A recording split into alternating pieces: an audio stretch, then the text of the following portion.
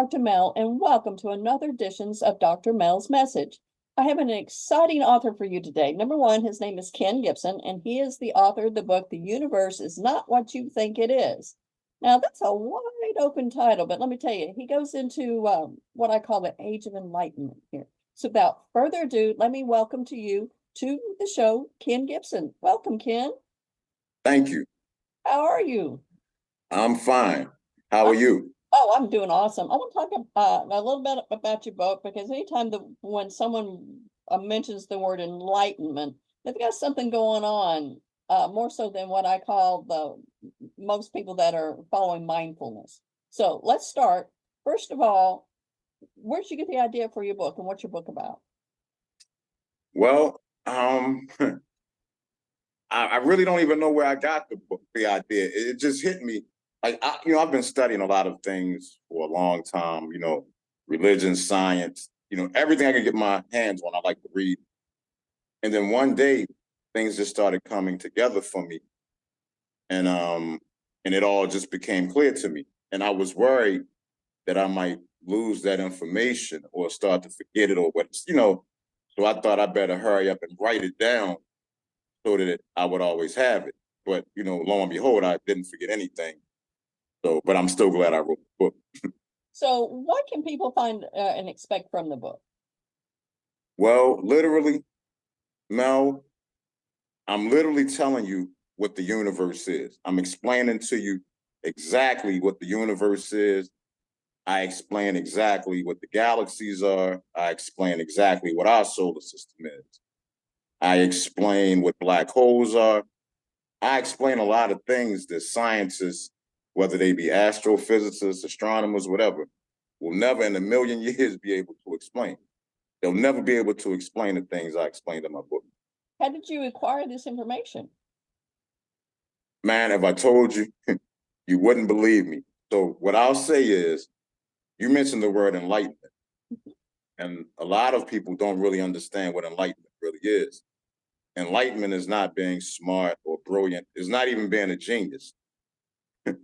Enlightenment is getting your knowledge, your wisdom, and understanding from the sun, and that's the term light. That's why the word light is there. That's what that means. And that's pretty much how I got my knowledge, wisdom, and understanding was from that big ball of heat up in the middle of our solar system. That people really don't know what it is, but it's more than just a big ball of gas. And I'll just say that. And I know that's going to sound crazy, like impossible. No way. But I can assure you, that's how I know the things I know. Like what? Give us for instance, that something that might kind of unbelievable, but true. All right. Let's start with our solar system. Okay. What if I ask anybody what our solar system is? I guarantee you nobody will be able to tell me. But what our solar system is in reality is an oxygen atom. That's exactly what our solar system is. That's what the sun is equivalent to the protons and neutrons. The 8 planets are equivalent to the 8 electrons. And if you understand, if you can wrap your mind around that, if you understand what the solar system is, you'll be able to figure out pretty much what everything else in the universe is. What do you hope people get out of your book? Well, I really want to, I guess, spread the truth, wake people up, get people to see what we're really looking at, what we're really dealing with. Because if you don't even understand what we're living on, there's no way you can understand the reason we're here. And we're not here by chance, or it's not a coincidence. Nothing is. And when I mentioned that no scientist would ever be able, excuse me, to explain the things I can explain, that's what I really mean, because all scientific theory is based on the theory of evolution.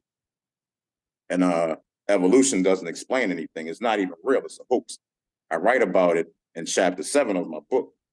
I go into a lot of detail about evolution and why it's not real, but because all of our science is based on that theory, none of our science is correct. None of it. Wow. And all of it just came to you by absorption, I guess?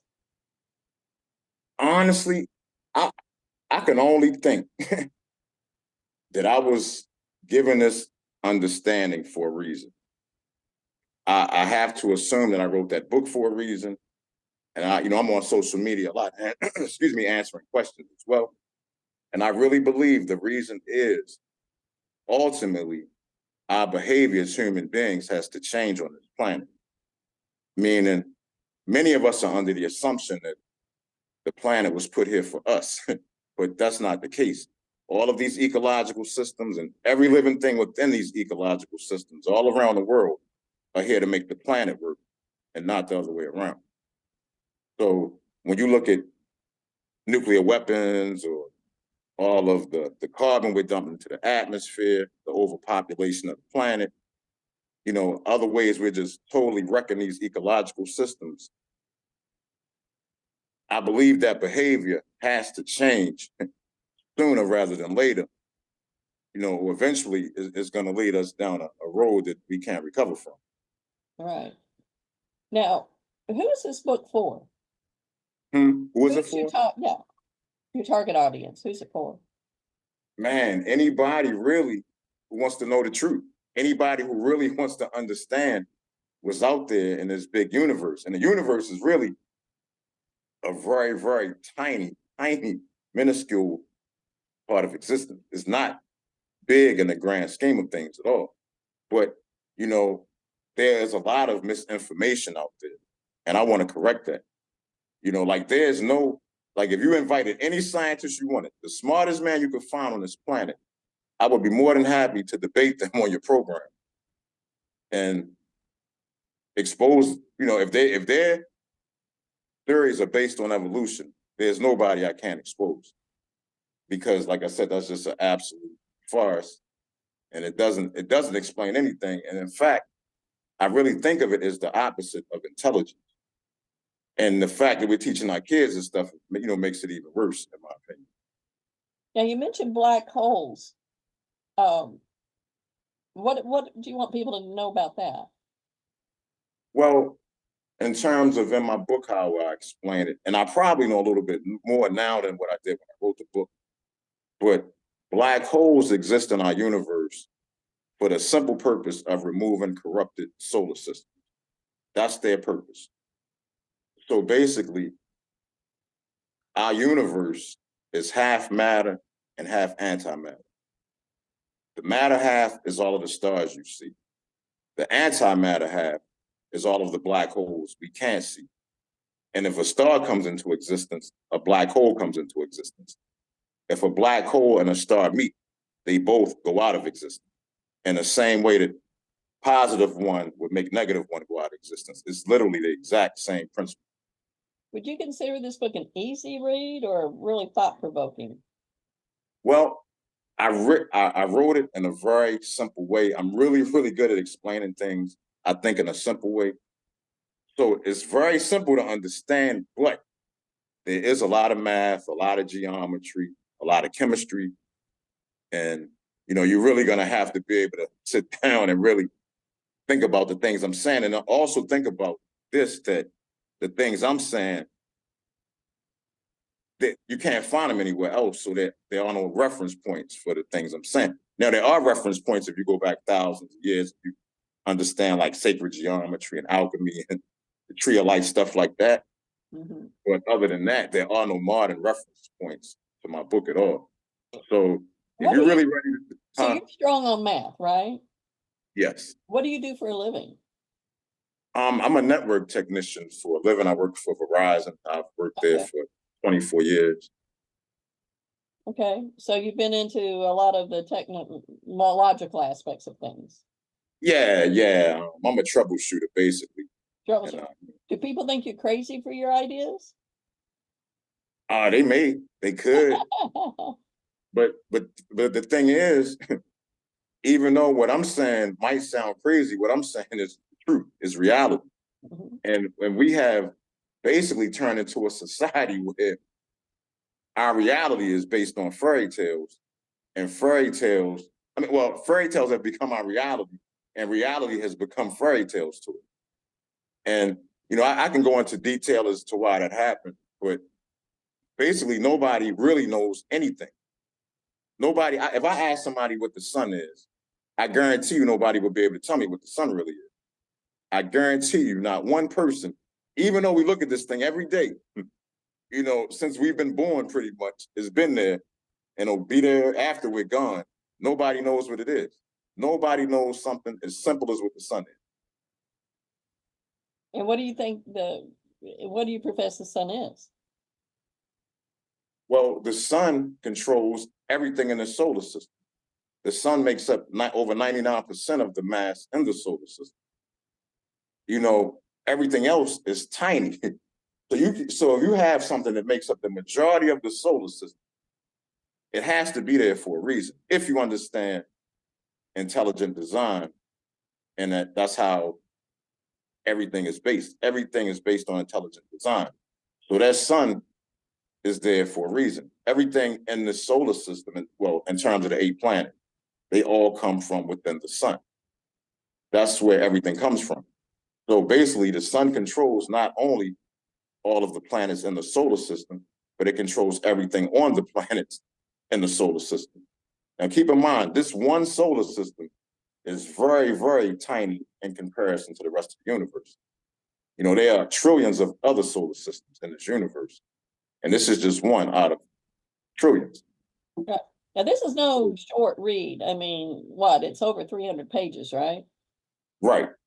Now some of the, like, I'll say 1, 2, 3, 1, 2, 3, 4, 5, 6, 7, 8 are more factual based. But then then after that, 9, 10, 11, and 12 are more my opinion based on certain things. And then I have a chapter where I just kind of recap the whole book, you know, the last chapter. And then I have some art that I've done after that. Right. But if you're just tuning in, I'm talking with Ken Gibson and his book, The Universe is Not What You Think It Is.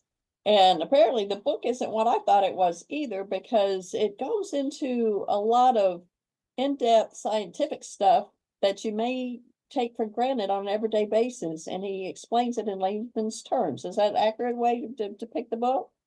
yeah, that's pretty good. The only difference I would say is that it's not really based on science, because I really can't associate with science, because science is based on the theory of evolution, which I'm And you're totally against that right, theory. right. Totally against that. And once we honestly, if we based all of our science on intelligent design, things would make a lot more sense to a lot more people, I believe. I don't believe, like, we have these scientists that go back hundreds of years. You know, Einstein. I even wrote a chapter dedicated to Einstein. Why I don't think he's as intelligent as we've made him out to be. But we've had these scientists with all of these theories for hundreds of years, and we still don't know anything. None of these theories can be pieced together to lead us to any logical conclusion. And the reason for that is reality is not theoretical. We're not living in theory. We're living in reality. And our reality is based on absolutes. So if you don't understand the absolutes, you know, you can't understand the reality. And that's really what I'm trying to, and the book just kind of scratches the surface of a lot of basic things we don't know. I'm going to eventually write another book where I go a little bit more in depth on the things that I talk about in this book and introduce some new concepts as well. But yeah, that's like I said, we're living where nobody understands anything, not about why we're here, not about how anything works. We really just don't know. We've been fed a lot of stuff that just doesn't make sense. Now, I do know that there are some scientists who do acknowledge intelligent design, and a lot more are starting to come around to it. But the problem is none of our scientific theories are based on it. So, you know, it's not doing us any good. Wow. You've given me a lot of food for thought here, because you've uncovered some interests that, I hold dear. I love science and universe and galaxies and what makes them up and things like that. And you know what? You have a point. We may truly never know exactly the right answers, because we've been dished out of thinking for so long one way. Yeah, yeah, and I'll even say that religion is a big. I'm gonna say that the main reasons why people are so I don't want to use the wrong word. Why people are so uninformed is because of one, religion, two, science, and three, Hollywood. Those are the main three reasons why people are so uninformed. Because like I'm on Quora, I don't know if you're Quora, I'm on there a lot, and I answer a lot of questions. Have a lot of conversations with people, and the most of the things I see on there are Hollywood based. People Right. get their view of the universe from Hollywood, You're right. and Hollywood doesn't know anything about the universe, nothing at all.